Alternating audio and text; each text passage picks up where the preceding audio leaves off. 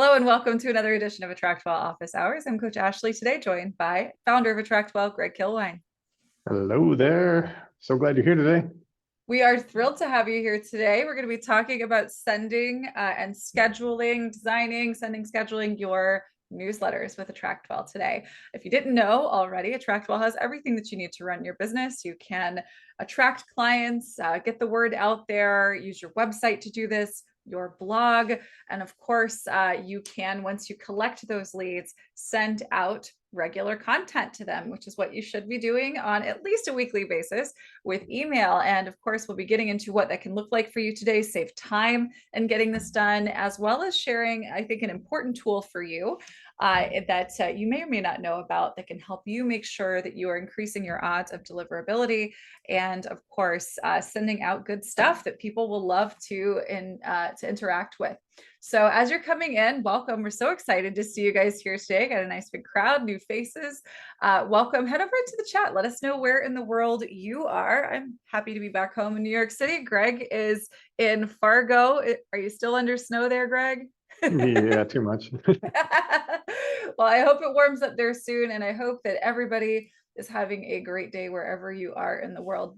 We do, after we go through, I'm going to be sharing a resource with you today. And after we go through our sort of walkthrough of how we get all this stuff done, we do have a live work review. Kayla, I see you're here. We're going to be talking through whatever it is that you would like to work on today's call as well. So just a couple of quick things. I normally do this in slides, but I'll go ahead and talk through it here. Yeah, again, as you're coming in, let us know where you are. Let us know what you do as well. We always want to learn more about not only where you are in the world, but who do you help? There's such a great diversity of folks who serve people all over the world here on the AttractWell platform and in this community. So just a few things up here at the top. We're live here every week at 2 p.m. Eastern time. If you would like to be on the list to get notified of these calls, you want to join us live on Zoom like these folks are here today, you can go to attractwell.com/office hours. This is open to anybody who has a coaching service-based business, or actually even now, because we have e-commerce too. Come on, join us. So we do a little bit of everything here. And what we're really here to do is to help you simplify how you run your business, because the vast majority of us, we are solopreneurs or we have a very small team. And the thing that can stretch us out the most in terms of budget and time is tech and how it can just make things so stinking complicated. You want this to be something that you interact with, that lifts up and supports the things that you do, that you're an expert in. But too often we find ourselves in a position where it just drags us down. We got to spend all this time learning about how to do all of these things that aren't necessarily super material to our business. And so with AttractWell, we give you one place to learn and get everything done. And we support you here. And we're so, again, excited that you're here today. Now, if you would like to join us and actually work together on a live call like this one, you can go to attractwell.com/work review. And like Kayla will be doing today, we'll be able to sit and talk through some of the things that she's working on. If you're here with questions, head over to the Q&A, add those so that we don't miss them in the chat. And then, of course, if you are in the process of working on migrating over to AttractWell from 1 or 17 platforms, or if you have an idea in mind of a design, a function, a build, and you just don't have the time or the bandwidth to do it, hire our team. We've got some incredible experts. If you go to attractwell.com/concierge, you can learn more about all the things that we can help you do. So definitely make sure that you head over there and take advantage of what's on offer. All right, so today we're going to be getting into how to set up and send newsletters with AttractWell. So the first thing that I would like to show you guys is a resource bundle that I've created for you that we're going to be sharing. And this is something that you can use to actually drop straight into your AttractWell account. And it does include Canva templates. So I'm going to be showing you some ways that you can play around with visual design in email. And I'm also going to be talking about the importance of not getting too designy in your emails, as well as a tool that you can use to make sure that your email is optimally formatted and set up so that you aren't flagging any of the spam filters that exist out there. So this is what the resource bundle will look like. Thank you, Greg, for popping that into the chat here. We'll make sure that that is in the description when we post this replay. All you have to do to claim this monthly newsletter template is to just click this, check this little box, claim the bundle. Of course, if you are signed into your AttractWell account, then this will copy straight in. If you are a GetOiling user, just simply change the word AttractWell to GetOiling, and you'll be able to claim this into your system as well. So what we're going over here today is a feature of our system called a saved reply. It is one of my favorite time savers in the entire system. And then we do also have a couple of Canva templates. I'll click on these so that I can kind of show you really quickly what we're working with. And then you'll see an example of what they look like real time. So actually, let me go over here to this saved reply, and I'll show you kind of what it looks like. So if you've ever sent an email with AttractWell, then this should look quite familiar to you. We have our subject line, and then of course we have our images and so on. Now this is, quite full of images, and it's very designed. This is certainly something that you could use. You don't have to get as busy as this, but if this is something that you're interested in, I've provided you the templates to help you with this. And these are for April. So we are currently in the month of March. This should be quite helpful to you. So if we go over and look, you'll see that we've got an image like this one. We have another here and another here, actually several here as well, including that GIF that's animated. So all of these are editable. You can click use template on any of those templates that you click from Canva. They'll copy straight into your account. I do recommend that you get the images sorted out first, so that you have those ready to just drop in when you need them. In an instance like this one, the way that this is designed, I do recommend that you, instead of using the Canva button in AttractWell, that you actually use Canva straight away for this, so that you can save this with a transparent background, because this is going to kind of give you that sort of 3D look when you put this into your email. And again, that's provided that you actually want to use the template that I have here. And as you can see, you can actually change out the colors, swap out the images, etc., and really make these your own. So if you aren't particularly floral or pink, you can, of course, change these out however you like, including the images to your liking, right? So we could drop that in there. Obviously, that's that looks funny and sideways. Anyway, but you get the gist. You can actually go through and make changes to these however you like. So these are the images. And then, of course, in this saved reply, we've got a number of different places here that you can actually set yourself up with your content that you would be sending out on a weekly or monthly basis. This is set up for somebody who is maybe wellness focused. She shares roller bottle recipes. Here's one that she puts down here. And then she may want to include some announcements. Before we get too much further into this, I want to actually show you saved replies and how they work, and how you could even use this as inspiration to go in an entirely new direction for yourself.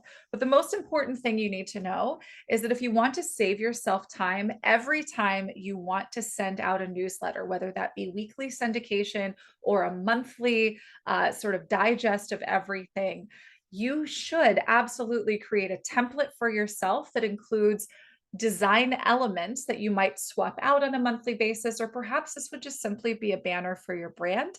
And then, of course, we have the ability to keep things that we would always use, static links, for instance, to if you have a Facebook group, or to your social media links. Otherwise, these are all going to be really great options for you to include. And then that means that every time you're ready to schedule and send out your newsletter for that month or that week, all of that information is already there, and you just need to go in and swap out the content that you want to use. So let's go over to saved replies and explore what this looks like. You can go to contact settings and then look for saved replies right here, or you could simply type in saved replies right here to open it up from the search bar.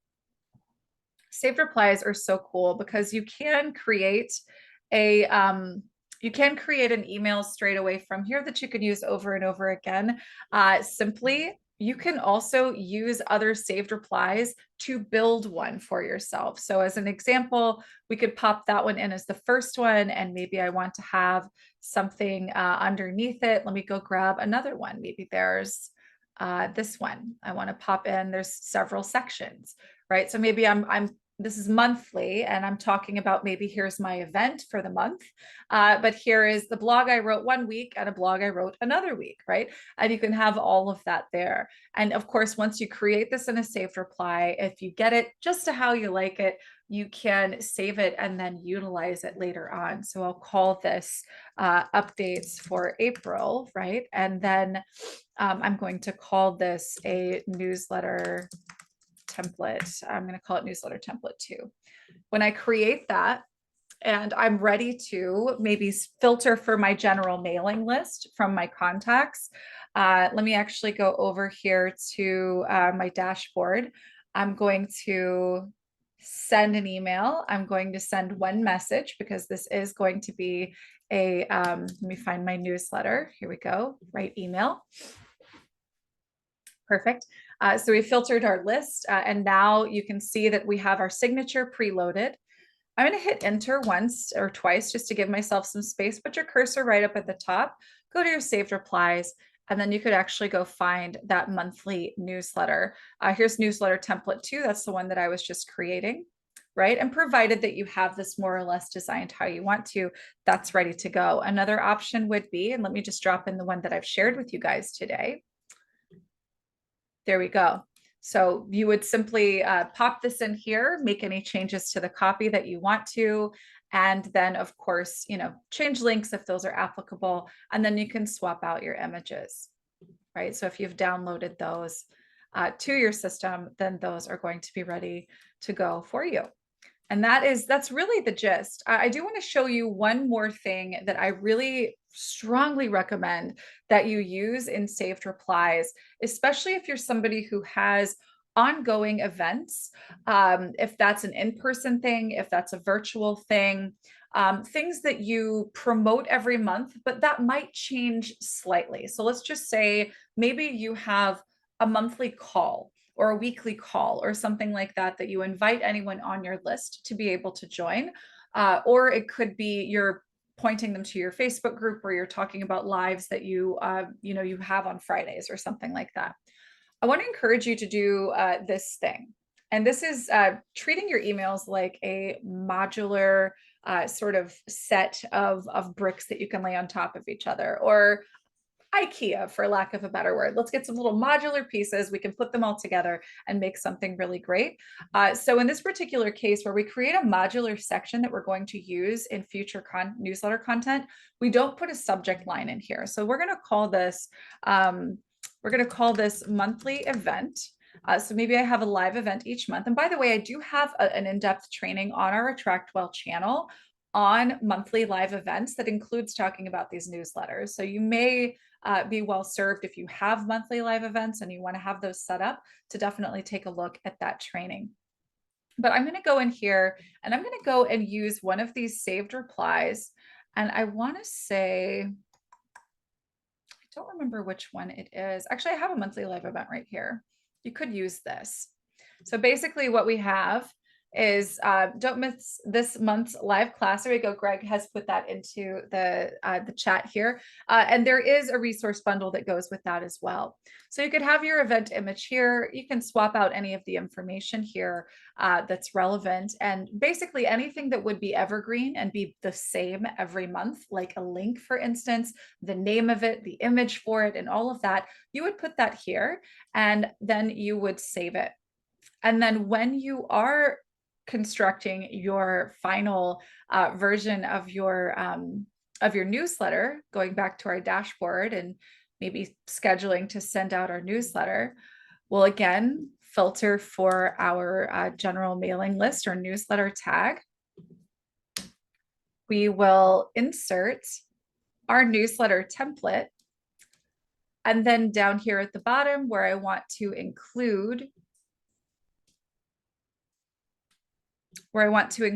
that monthly live event, I go back into saved replies and see how I have the cursor right here. That's where I want it to show up. I'm going to go to saved replies and then pop in monthly live event. And then whatever you have set up will live right here. And of course, you can modify the copy as needed if the event information is different this month versus last. Or if you have something special coming up that you don't normally do, this would be a great opportunity to call it out. Okay, so this is more or less if you want to have something that is designed, that has images, etc. Now, one thing that is very important, and this is actually a step that I would have you do not here when you're composing the email, but when you're actually designing or modifying the existing saved reply. Right, so let me go back to newsletter here and find the one that we're working on. Okay, so here we go. In monthly newsletter template here, anywhere in your saved reply, whichever one you're using, if you're using this one or you're creating another one entirely, anytime you have an image, please, please, please click it. Look for this guy right here, alternative text, and give alternative text for the image. Now, this is important. A lot of folks, and maybe this is even you, a lot of folks don't automatically get all the images in an email when they're sent, right? Sometimes it looks really weird. Sometimes it just looks like a whole blank box of boxes, right? And you can't really see what it is. And you want to be mindful of that when you're sending things out. And also, critically, if you want your sending reputation, meaning how the email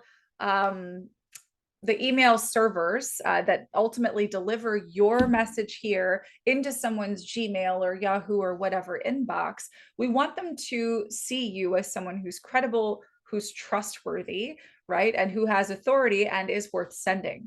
And so if you have alternative text here, that will work in your favor. So do make sure if you're going to include images that you include alternative text wherever they are. So that's going to tell the person who doesn't have images downloaded what it is that they're not seeing. And it is something that's going to be important for deliverability with the email servers. Okay, so make sure that that is done for all of your pictures that you put in email. And I do want to add a good question here that I want to get to here about how designed and how pretty your email is and what that means and how effective it is for you depending on your business. Now, I want to share a tool, and Greg mentioned sharing this before our call.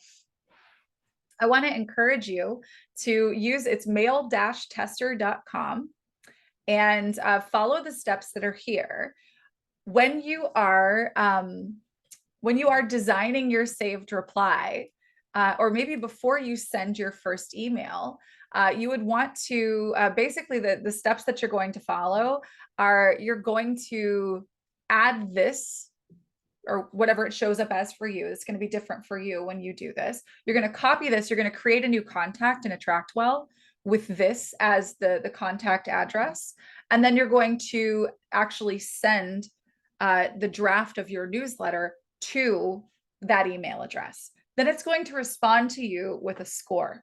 Okay, it's going to give you a lot of information. Some of it you might not know what to do with, but it is going to give you some pointers. And some of the things that it evaluates are hot words, language, your actual copy that you're using that could work against you, right? So using things like, free, and stuff like that all over the place, things that could be triggered as spammy. It'll give you some guidance. You'll see some information that you won't know what to do with, but you'll see, I think, some pretty solid information that will make some sense to you. And it will mention whether or not, again, and it will score you based on whether or not you've got those alternative text behind your images. So definitely check this out. If you want to test yourself, you certainly don't have to do it every single time, but I would recommend doing it at least once or twice to give yourself a feel from this very professional, objective perspective of how those things are landing, because this really is a great sort of industry standard tool to check on what you can expect your deliverability score to look like. And as Greg mentioned here in the chat, a score greater than or equal to 9 is ideal. And then we do have as well, and I don't know if you guys were on that call with us just a little while back about getting started with your AttractWell system.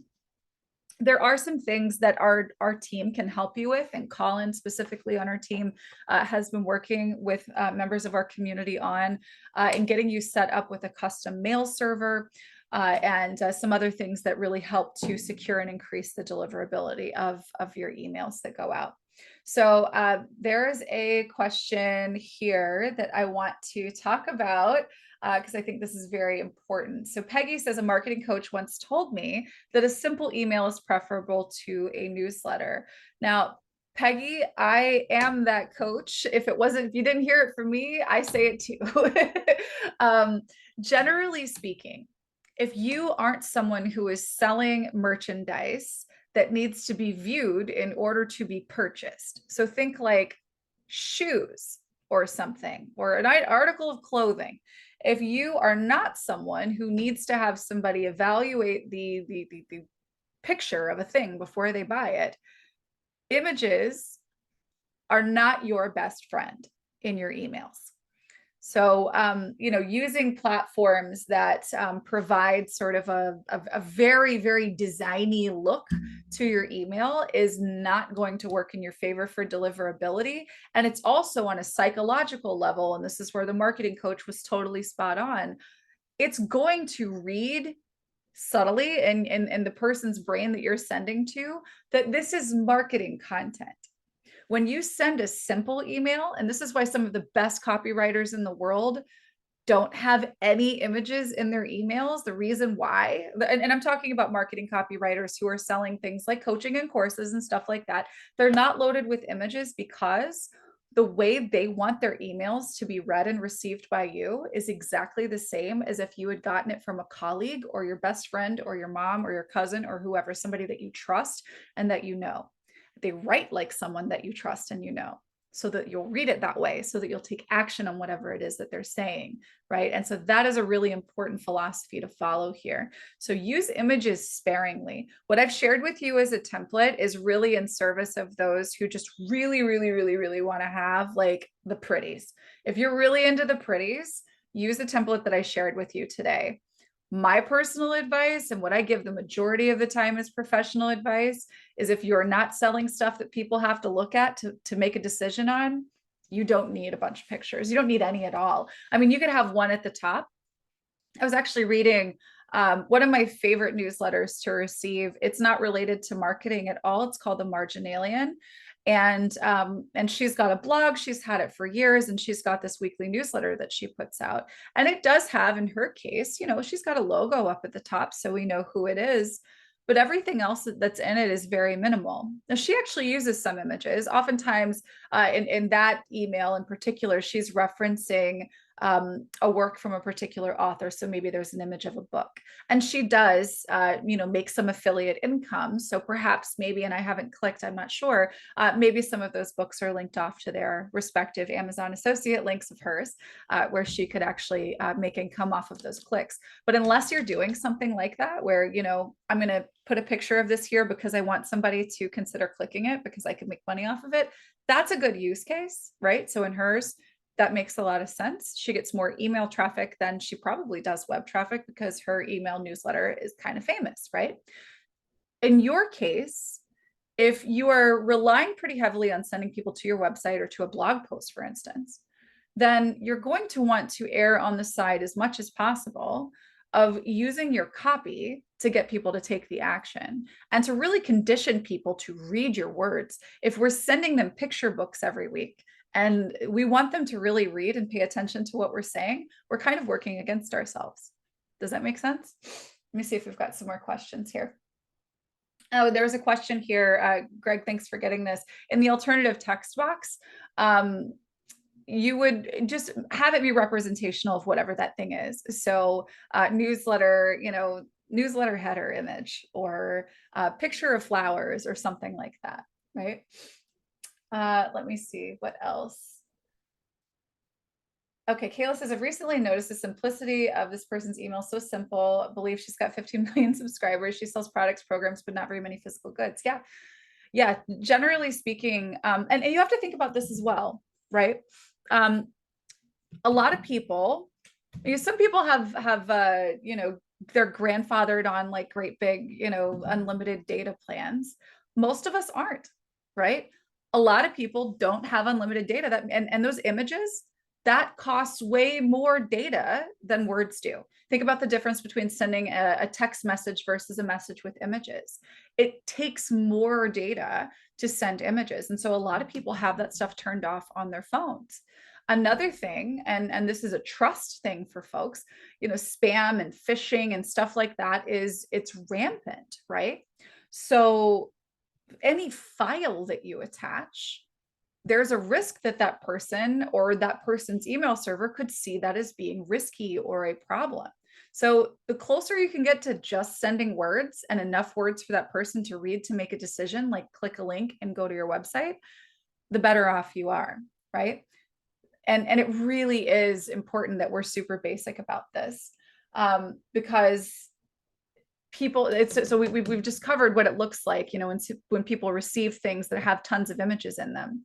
The other thing that you want to have in mind here as well, and why we shouldn't get too designy, is the dark versus light visibility on devices. How many of you guys have dark mode on your computer or on your mobile device to save yourself the eye strain? I have it on all of my devices that I can have it on. So what happens if somebody sends me, some kind of image that has a background removed from it and the image is all black? I can't read it. I don't know what that is. It's weird. It looks strange, right? But if you're just sending text and links, then what's going to show up is going to the email provider is going to just go with the default text. And if you have a dark background, it's going to give you light text.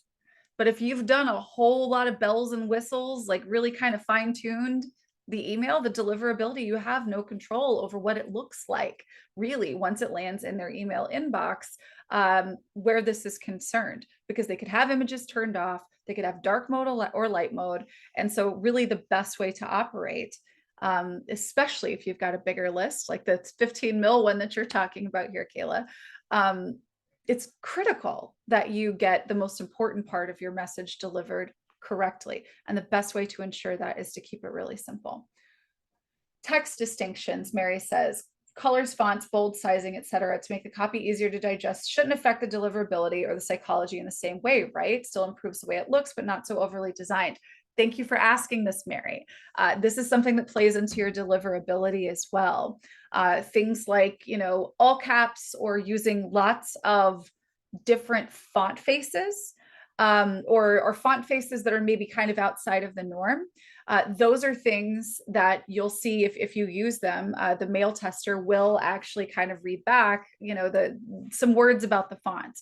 You're better off, generally speaking, and this is why I actually usually recommend for your primary font on your website for it to be a free Google font, because there's such a vast majority of folks that are using Gmail, or that have services that are going to be functioning very similarly to Gmail. And so those fonts that are Google fonts are pretty universally accepted across the web through all of these different sort of filters that our content has to go through in order to be lifted in the search engines or delivered in an email inbox. So there is absolutely nothing wrong with formatting your font face. So if you have, for instance, a point that you want to make, bolding, italicizing, underlining, none of that, I think, is going to cause you any kind of issues whatsoever. The tricky stuff is if you're like using novelty fonts. Novelty fonts can potentially work against you, and it doesn't always necessarily show up the way you want it to in their in the final destination either, right? So if you want it to look like you see it, then use a Google font as the font that you're sending with, and it's most likely going to look like the same thing when it arrives in their inbox. You can also use, and let me go and actually show you guys. You can also use this sort of, let me go over here. You can actually see the difference where you use like header font versus normal, heading 1, heading 2, etc. So like this guy right here, this is that's showing up as normal, but that could be heading 1, right? This is all normal. You see where that says normal. So you can format your paragraphs. You can absolutely format your paragraphs however you want. And you can do that here. However, again, I would err on the side of not, right? This is really like, this is for the person who is coming over from like, I don't know, like MailChimp or Flowdesk, and you're used to making something look like the shoe company that you shop from sends, right? If you're really wanting something that's really designed like that, then, this is kind of more for you. But generally speaking, if you're going to send a message out to one or to many, and at any time you send a message out to many, it should sound like it's being written for one. You're just simply going to write it like you would speak to anyone else. So you would say, this week on the blog, and we would say hi and drop in their first name. How's it going?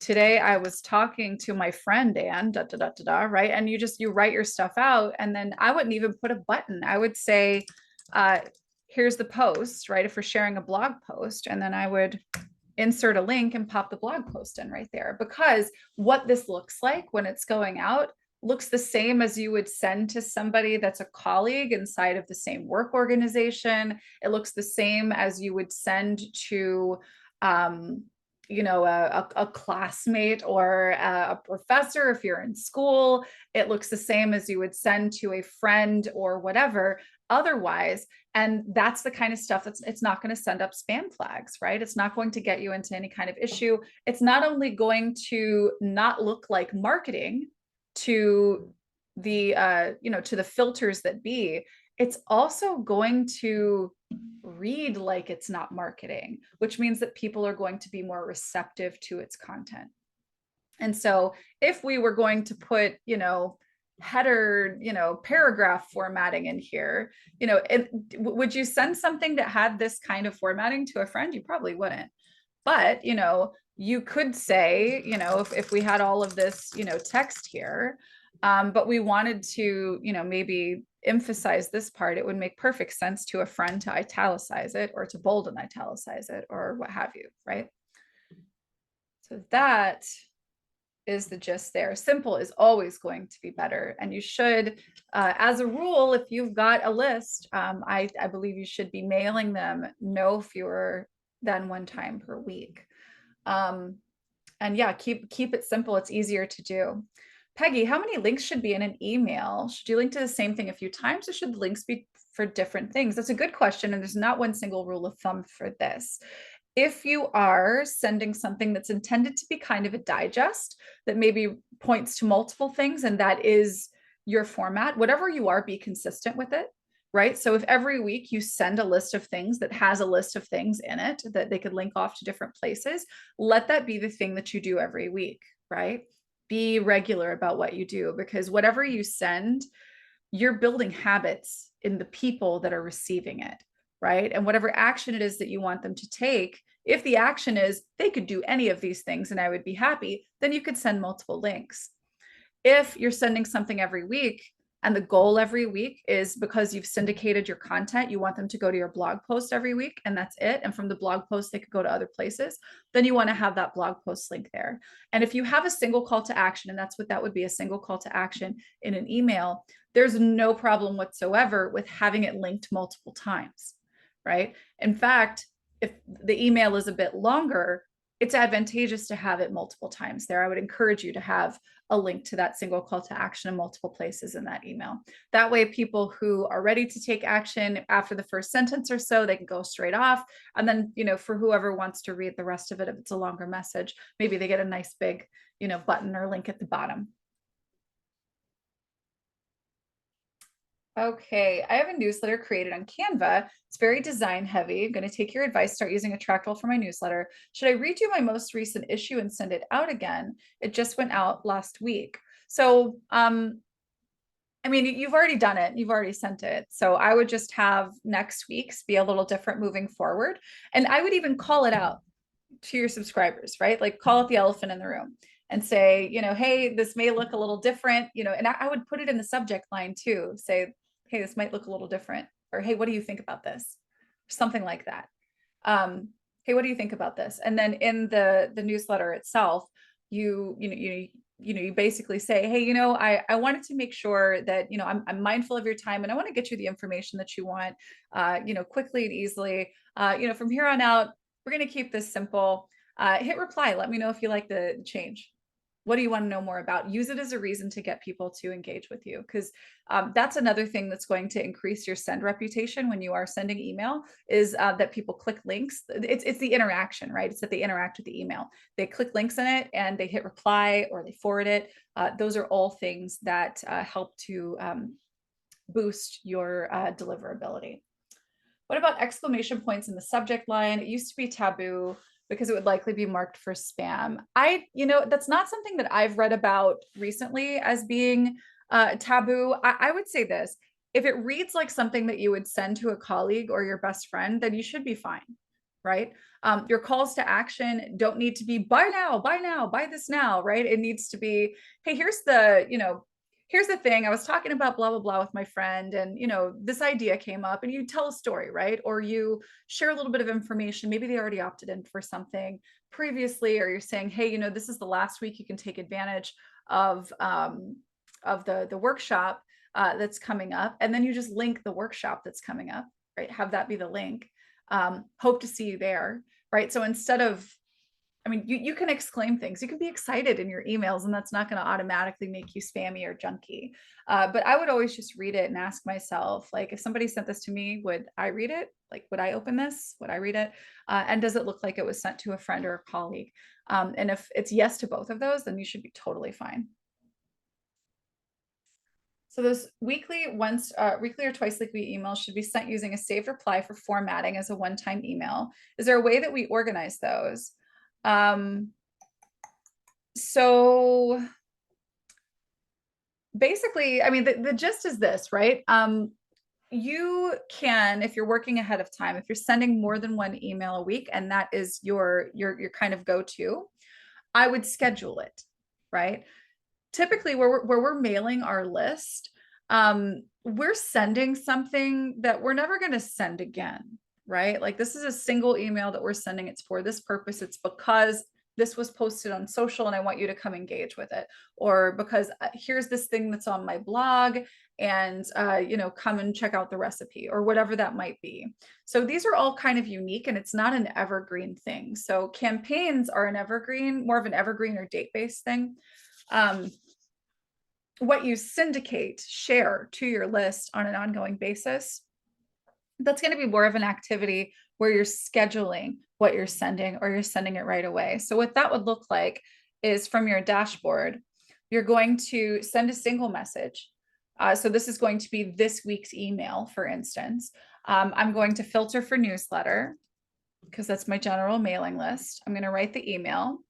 I'm going to utilize the, this is the last thing I wrote. I'm going to utilize the saved reply for my newsletter if I want to keep it cute, or I use something that's way more basic that has a couple of links in here as necessary. Type whatever it is that I want to type and say, and then I'm going to schedule this for when I want it to go out. And if you're going to do a second one, do a second one, etc. And you can also, of course, schedule out well into advance the date and time that you would want to send something. So basically what you're doing is you are composing an email to send, and you're scheduling it for a release at a later date. Mary, is what that would look like. So I know in some places they call it a campaign, but that's sort of a separate kind of piece of lingo and feature of the system for us. So yeah, for your newsletter nurture, outside of your initial nurture sequence, which should be a campaign, that's where you're sort of introducing yourself to a brand new subscriber. You're introducing yourself. Here's my Facebook group. You can find me here, here, and here. Here's my 5 favorite blog posts, etc. Right?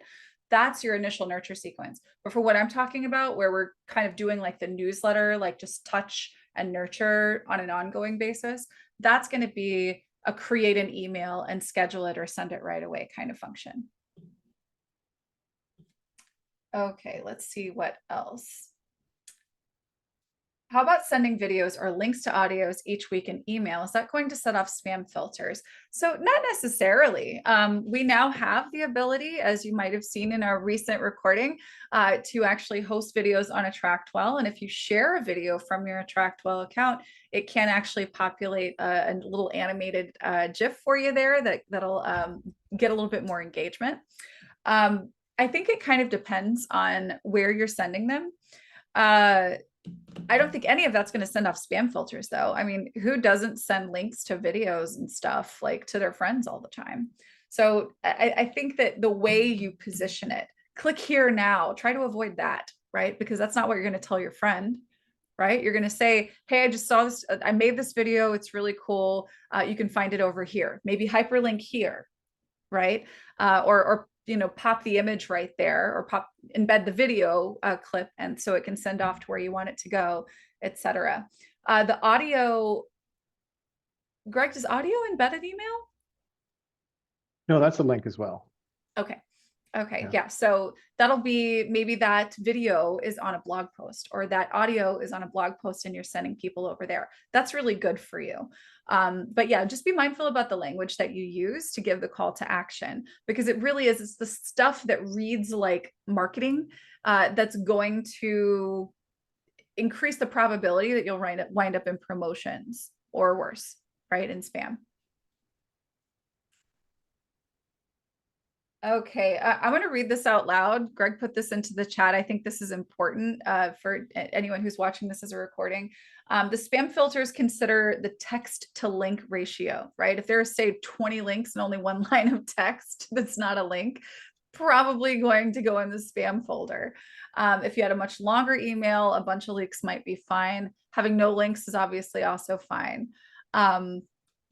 And then, yeah, the call to action, one of the best calls to actions from any email is hit reply and blah, blah, blah, whatever it is that you want them to tell you. Kayla, good question. Like time of day, sending time of day. That's going to vary really widely based on the people that you're sending to. And so for your unique list and your brand, you're going to see trends, and sometimes it will kind of coincide with what you see generally from other verticals, if you will, or kind of established verticals where there's some amount of data. But it depends. Like if you're B2B, you've got the 9 a.m. folks who've just come into work and they're checking their email. That's a good time to be in their inbox. Lunchtime, also good time to be in their inbox, but that's local time for them, right? So it depends, right? 5 p.m. maybe we'll see. Depends. For moms, it might be a Saturday morning. It really, really depends. So I would play around with it. What I like to do is stick to the mornings. But I'm talking to businesses. Y'all are businesses, right? So I would, give that a shot, try one or the other, and kind of get a feel for what that looks like. Do know that if you're looking at the deliverability rate of your campaigns, unless you have changed the sending date on the campaigns, or the sending time rather on the campaigns, those are a default send of 5 p.m. Central Time. So if you're seeing a good response on those, you might want to factor that in as well. That might look like a good time of day for you, or you may want to adjust the date send on your, or the time of day send on your campaigns accordingly. Let's see, a little wide on this topic, but is a no to send email on weekends? Peggy, absolutely not. I would actually, I would ask your people. I mean, when in doubt, ask. These are humans. You can have a list of 15,000, but that's 15,000 souls. What do they think? What do they want? How would they feel best served? Poll them. People really, really love to feel heard, and that's a great way to do that.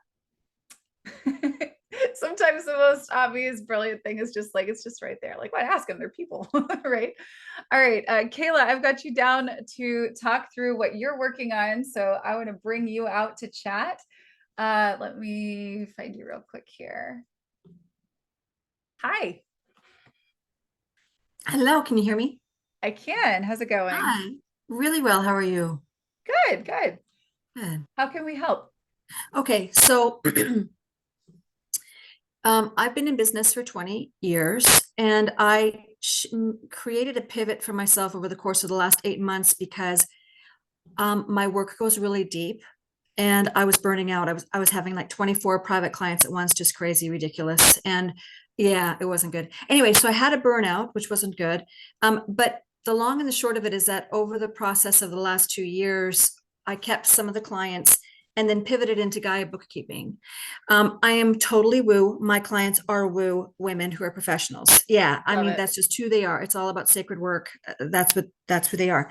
So I am somebody who can hear and listen. That's part of the work I do really accurately. And so this is what I was led to do was, well, I'm a number nut. And I really understand prosperity and women's blocks with prosperity. And so this very grounded process came up around Gaia, right? Working with Gaia, literally Gaia, Mhm. the earth, Mhm. and bookkeeping with this tax resolution, the bookkeeping and all this inner prosperity work. So what I wanted to ask you guys about, and oh my God, I just want to say now that I have you, oh my goodness, you guys are awesome. Seriously, we have spent hundreds of thousands of dollars on coaching and help. And there are some things that I learned from your funnel blueprint that literally I was like, oh my God, why didn't anybody explain it like this before? I literally understood exactly like, please do not waste your time with daily posting, which I'd been doing. And I had taken a 25K course on doing that. And I think I got 2 clients out of it. Yeah. So it's like, but I think it was also business model and audience, blah, blah, blah. But the point is, we're so glad to be with you guys. Thank you all. I'll stop gushing. But I do mush on the emails. So just so you know, if I'm sending you guys something, I'm always reminding you guys how awesome you are. So what I've been going back and forth with over email, and then they said, hey, why don't you jump on a call, is this funnel that we're creating. So we have this new business circle that's coming up. It's the Prosperity Business Circle. And we have it in, women's hands who said, oh my God, I want to refer you to my friends and or clients who are saying, I want to refer you. And some of these photos right here, one of my clients yesterday said, please don't put stock photos in. You've got so many gorgeous photos. So those are actually coming out. I thought that was really great. She said, yeah, they look nice, but I know they're not your hands. You know what I mean? They're not your pics. So we're going to change that later today. It's super easy. Thankfully, I have a small team. So, because some of this stuff really, it's hard for me to do the creatives and the tech. Mhm. I struggle to do it. My brain just kind of goes, wait, no, that's not what we're supposed to be doing. So basically what we're doing is we want to stick with evergreen, right? Because that's the word. And I'm struggling with this funnel piece. So what I know we have this email campaign to send out about to our list, which we haven't started yet. As I said, this is a huge pivot. So these people who have been following us haven't heard from me in months and months and months. I went completely quiet. Again, they're woo people. They're very warm and fuzzy, heart-centered, energy, life journey kind of people. Like they're going to go, oh my God, we totally get it. So I'm going to speak to the elephant in the room, obviously, and say, hey, this is what's been going on. What do you think? And give them an opportunity to unsubscribe. So that's going to be the email first kind of response. Then we've got this funnel that we want to do. And it's not just going to be this, we've got products. One of the things I do best is write and coach. And so I'm also somebody who, and I don't talk about it much, but I'm somebody who channels really well. So I get this really clean, beautiful information that women just have a fit over because it answers so many questions. And so I know how to create product. And so we're doing that. And we know we're going to need funnels, I just really want to get on this because we've never done it. And like I said, we've paid for help for funnels and it's never, for some reason, come into play. It's either never gotten completed, even though we've paid for it. So I guess my question is specifically, very specifically, with this funnel that's supporting this circle that's about to, and I have a woman who stepped in 2 days ago. She knows that we may change the start date because we need at least 3 women to actually go. And she's fine with that. Mhm. But so the actual process, so the nuts and bolts of this would be, we have a lead magnet that's really lovely, and we've gotten so much response on that people are just loving it. And that's going to be led with, right? So it's like here, so somebody signs up for the lead magnet. That's where I'm getting confused is how am I going to promote this to the list? Because I'm assuming it's two different funnels, right? One to the list and one to the lead magnet, or somebody who signs up for a lead magnet. I'll let you talk now. Yes and no. All right. So the list that you already have, Yeah. we're going to send that email out, right? Yeah. That says, hey, it's been a bit. I'll tell you a little bit about why, but I know you understand. Yeah. But then you go ahead and say, hey, I am going to be sharing, I've got this thing coming up and I'm going to be sharing information about it. If Okay. you'd rather not hear about it, click here. Got it. And then I want you to do this automation right here. And that's going to tag them as don't email about whatever, right? About this program. And then just include that somewhere in these messages. And then you send this to your whole list. Okay. Right. So there's 3 sales messages roughly. Well, no, this is actually, I didn't have a chance to do this. Oh, But that's this is just in perpetuity, right? Gotcha. But I see. Yeah, and these are broadcasts. So this is a series of broadcasts here because this is your existing list. Okay. Gotcha. So broadcast, existing list. Okay. So these are manual. You're writing these, you're scheduling them, right? Got it. Yeah. Right. Okay. Now the other option, what you could technically do if you really wanted to, is you could make this a campaign and apply it to these folks and then have this automation to remove the campaign from them. You could do that as well. But I wouldn't want to use the exact same campaign for this lead magnet because what I want to do is actually like basically transition from lead magnet straight into the pitch, right? Yeah. Right. So the other option would be, and let me go ahead and create like an extra shape here and make him yellow. Ashley, may I ask you a quick question? I'm sorry to interrupt you, Flo.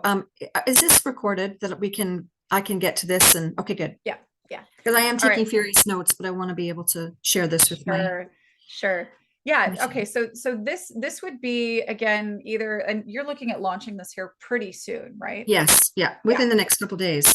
Yeah, so I wouldn't bother creating a separate campaign just for your list. I would just go ahead and set up the broadcast, because you're going to be leading up to a date where you launch this, at least for the initial launch. So let them know, hey, love you. Just wanted to let you know I'm going to be talking about this thing for a bit. If you don't want any of that, it's okay. Just click here and just when you say click here, that's this automation, and that's going to be tag. Don't email about program or something like that. And then for this, moving forward, this is going to be broadcast, existing list, filter out, don't email tag. Right. Okay. Right. And so every time you send one of these, you're filtering, you're removing these people and you're sending it out to your list, and just make sure that this is in, like, you're linking to this automation in all of these sales messages. And I won't be doing this because my brain will explode, but I'm assuming, like, I know she's going to know exactly what you're talking about. And I don't know if you just saw our site. Obviously we created all of that in AttractWell, but she did a good job, didn't she? It looks really good. She did a phenomenal job. Yeah. Yeah. So, okay. So I've got it. So I know what to do here. Yeah. And then what you could do as well, because I know that like you've got this freebie right now, you can absolutely be promote the lead magnet. That's going to get people onto your list. Do you have a nurture sequence attached to this lead magnet already?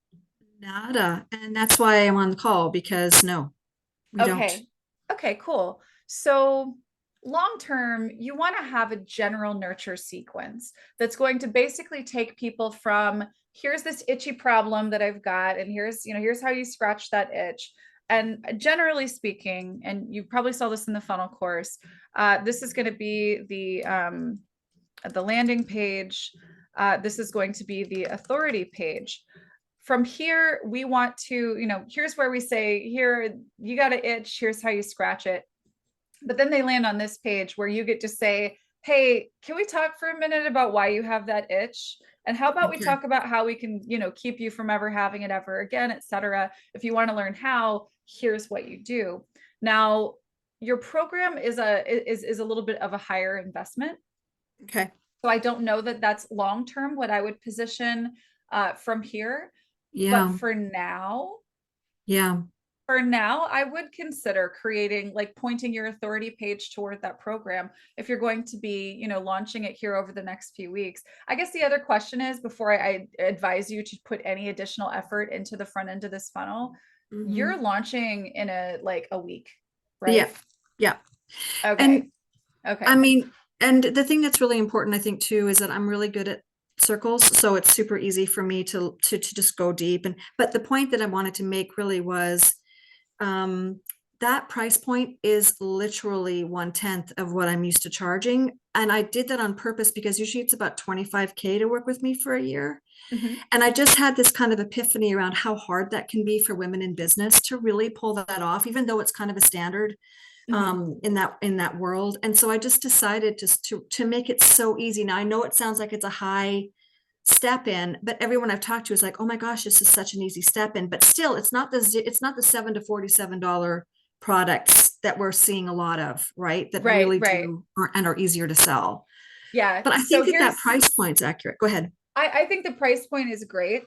The thinking here is it really depends on how well these people know you before they Yeah, opt in for this thing right here. Because if they right. don't know you from Adam, we've got to find a way to close that gap of, Yeah, okay, this sounds great, but who are you? And right. are you a fit for me before? Because it's not just about the price. It's a big program. That's also a Sure it time is. commitment. It smells Yeah, like work, right? sure. And I shortened So it from a year to 3 months because I had the same feeling. good, and that's good for you. Yeah. So what I would maybe consider doing is scheduling 2 or 3 live events, Yeah. calls, Zoom calls, Yeah. where you can kind of train on a couple of things and then pitch this program. And so Yeah. what I would maybe offer is go into your AttractWell account, create those events that people can register for so that they sign up for them, and Okay. then point to those events from your authority page for now, and then be sprinkling, throughout these broadcasts that you're creating. Because if somebody's opting in for this, they're going to be getting these anyway, Right. right? Because we're Correct. we're filtering out, we're only filtering out the people who said, I don't want to hear this. So Right. that's going to include these people. So on your Right. authority page for now, point them to, say, hey, by the way, if you love this thing, I've got a couple of live calls coming up soon that you should definitely check out. And obviously you're going to want to make a note for yourself to go and, remove that authority page, do something different later. Mhm. But that would be sort of the what I would put on the back end, because that's going to give you the opportunity to get in front of and have FaceTime with people who Yeah. have some real decisions to make, and whether or not, Yeah. because whether it's $100 or $8,000, they Yeah. need to have some time really feeling Sure. you out and the way that you communicate and teach. And a webinar type event call would satisfy that, I think, pretty well for most people. I think it's brilliant advice. And I think that something that's important too is it's very easy for us to push this date out because, as I said, the person who has stepped in already knows that we're in the middle of promoting and is very comfortable with this starting at some point. And I mean, she's just really easy. And it might just make sense for us to say, let's push it back 3 weeks and give people a chance to really feel in and listen. And I don't want to make it too long. You know what I mean? Like it might Right. be that 2 to 3 weeks is kind of the sweet point from Mhm. here, sweet spot from here. Okay, I have a couple questions. Is that okay if I have more? I know you guys probably have Sure. to go soon. Okay, Sure. Go ahead. so I understand about the broadcasting, the reconnect. And then I'm going to talk about this. If you don't want to hear about it, I got all that. Then we have the lead magnet, right? Which is somebody signs up for the lead magnet. Now I can tell already, of course, this site has not been live for more than 3 weeks. We are just now starting to send organic traffic to the site with social media channels. We were deciding what channels are actually going to work for us. for me, one of my sweet spots is speaking one-on-one with like people in the world. So I've been using that as one of my channels, just that everybody I talk to and meet on the street, so to speak, that knows me, I'm saying, hey, I'm doing this thing. Can I send you, are you interested? Like, do you want to see the sales page? And then we've got the lead magnet that will be, or the site that will be showcased on LinkedIn and Insta, because I think those are the two places that my people hang out, not so much on Facebook, although the cheaper products that we're going to be selling in a month or so, the $7 to $47, I think is going to be a good fit. So anyway, so when I've got this lead magnet, okay, so we're sending people, we've got the lead magnet. We would be following the funnel blueprint, right? And the authority page, instead of being an authority vid, or would we still have an authority vid? I would still have an authority video. And instead of the call to action be book a call with me, the action would be, click the link below and register for one of our upcoming calls or something like that. That's great. Just send them to the events page on your website where they can pick one of the live calls. Wonderful. And then from there, what do we do? Yeah, so I would tag, or I'd obviously get them on the general mailing list all the same. With when they RSVP for those events, make sure that they're using automation to tag them for your general mailing list so that they're getting those drip emails. You will want to attach a campaign to that event so that they get the reminder before you go live and all that kind of good stuff. You could do it once or twice. And then the other option, of course, is, well, you should 100% do this. Take a replay from one of these calls, and then you can be promoting that replay page as well. So for anybody who didn't show up live, and I would heavily, like, to your best people, to your most engaged people, I would be promoting those live calls to them as well. Okay, got it. Okay, and from the funnel, after we go to authority page and they get on the actual list, does that mean that they're not receiving nurturing? Obviously, we know we've got the reminders on the event if they sign up for that. But when we get past this authority page, do they go on to a nurture sequence that's different than what my regular broadcast would be?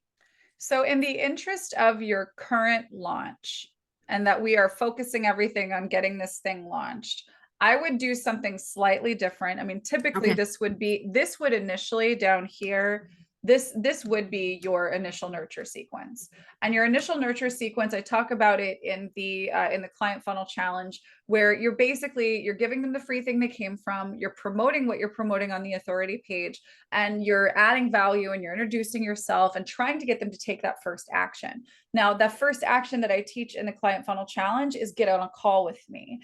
In your case, that's not what we're doing. We want them to actually check out this video. Once you have, not the video on the authority page, but the live call. Like a Zoom call. Yeah. Exactly. Once you have that, like a good recording of that set up, you're basically going to treat this like a webinar, like a recorded webinar, where basically we're going to say, in this case, the authority page offers the workshop recording, and then they're going to click a button here, and that's going to be when they register, like register now. That's an automation that triggers your sales sequence, right? Okay. Right. That's your long term. Right now, what I would do, since you're going to want to be emailing on a frequent basis, multiple times per week, to your entire general mailing list, again, giving them the option to not hear about the program for, until the launch is over. These folks are going to be getting the volume of emails that they would have if they had gotten a nurture sequence. Right.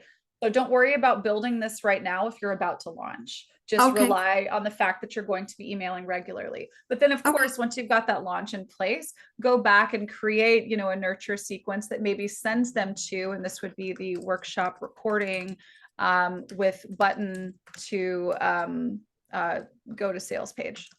Got it. Yeah, because this will be recurring, won't it? This circle. That's right. I'm trying to see. I think I have an option. I think I have a version of this that I might have in the launch challenge. Yep. 100% in the launch challenge. I do go over this. So basically, here's the free thing, and this is the workshop option. So here's your program.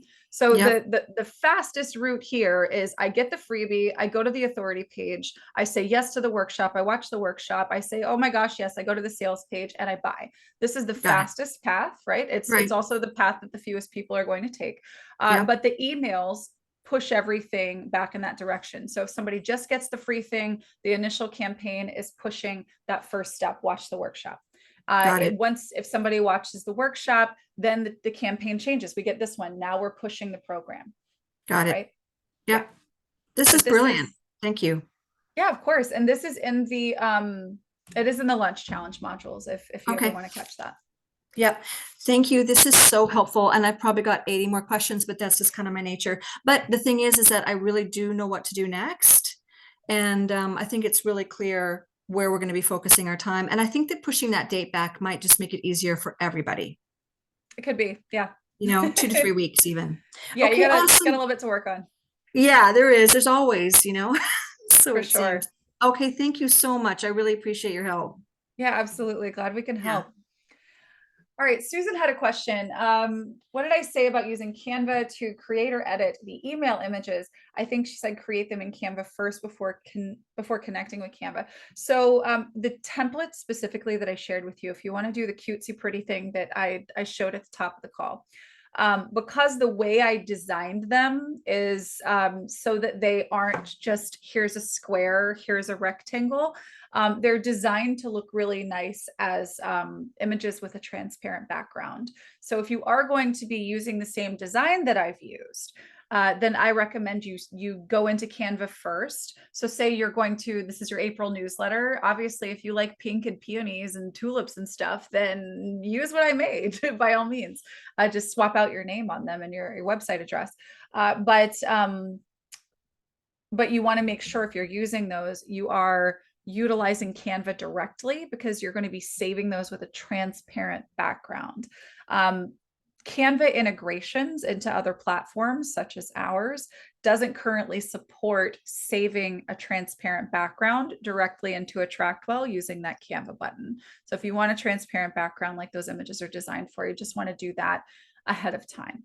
And I do recommend just getting your images out of the way ahead of time because switching context is one of the greatest stealers of our time and focus.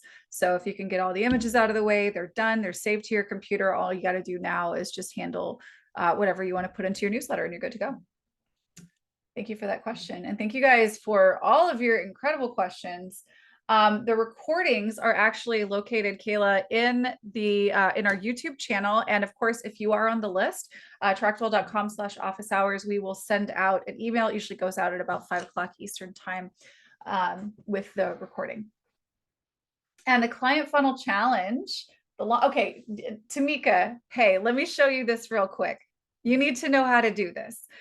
This is important. So let's go into AttractWell. In your AttractWell account, Tamika, you're going to get access to the client funnel challenge and all other relevant trainings through the launch challenge. So what you're going to want to do is log into your AttractWell, go down here to my account settings, and then scroll down here to this AttractWell launch challenge and click sign up.